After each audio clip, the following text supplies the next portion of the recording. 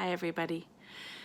I am back home in Rhode Island after the minister retreat in Oceanside, California, which was beautiful, both physically and spiritually.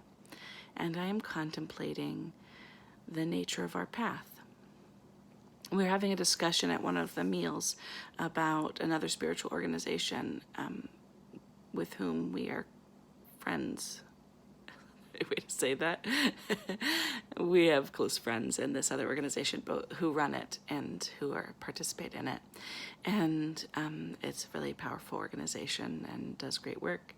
And we were talking about the difference between their work and our work.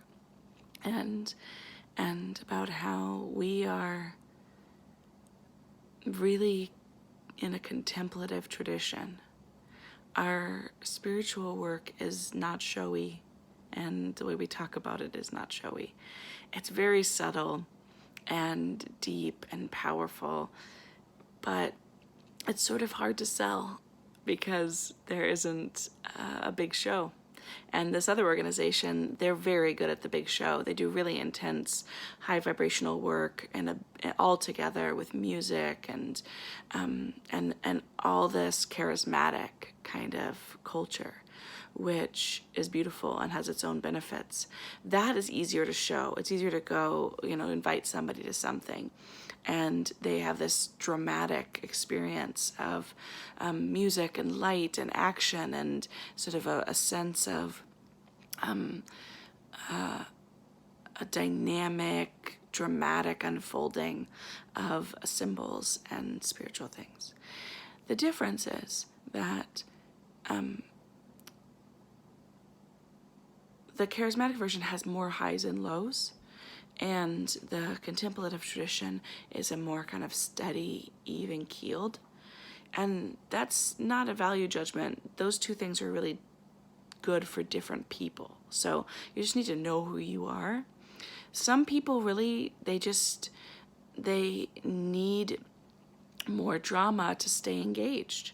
They need more sense of this kind of dynamic, dramatic, intense displays and initiations and things in order to feel like something's happening and to stay engaged. It comes with the lower lows often, and that's fine for a lot of people. But the contemplative version is more challenging in the sense that you don't get that sort of reinforcement from the intensity of the services or music or those things.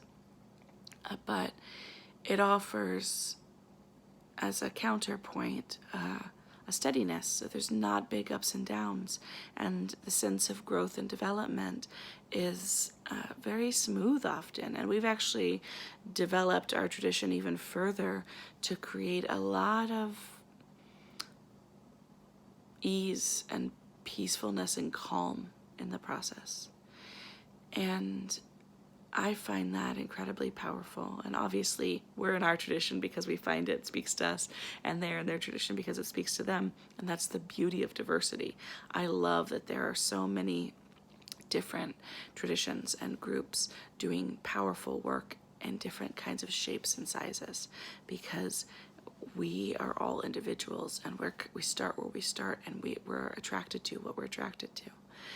My challenge for us is that because we're kind of understated in what we do, we're so not a fan of drama for our own path that it's hard to really get across how incredible and how powerful and how internally dramatic the transformation is, even though we kind of abhor saying dramatic stuff about ourselves.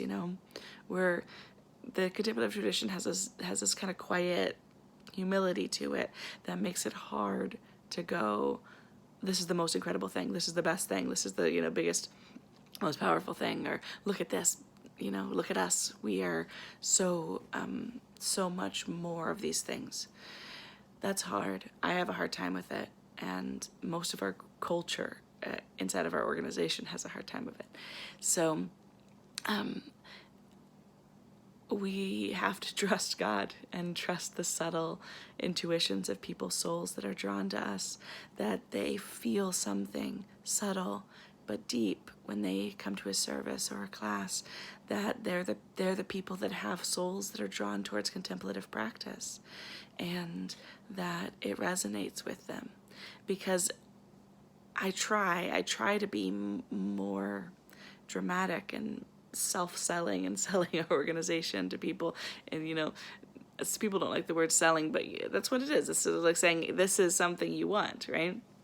And so I have decided to just land and trust what we are, because I feel uncomfortable out there, and it's not really true to my nature, and so it's going to cost too much. And that's sort of the gift of authenticity. When we're true to our nature, then giving our gifts isn't so taxing. But when we think we need to give those gifts in a way that may bring the most people to our organization, or maybe most effective in terms of marketing, then we're costing something important about feeling aligned with and feeling ease in our giving. So this is who we are, and we're going to continue to be. And I just set the intention and the prayer that the souls who are drawn to this kind of work find us, and that we can build our family and the connections and the gifts as expansively as is possible in this life. So thank you, and blessings, and you can join me in the prayer that the right people that are called to this kind of work connect and find us. Blessings.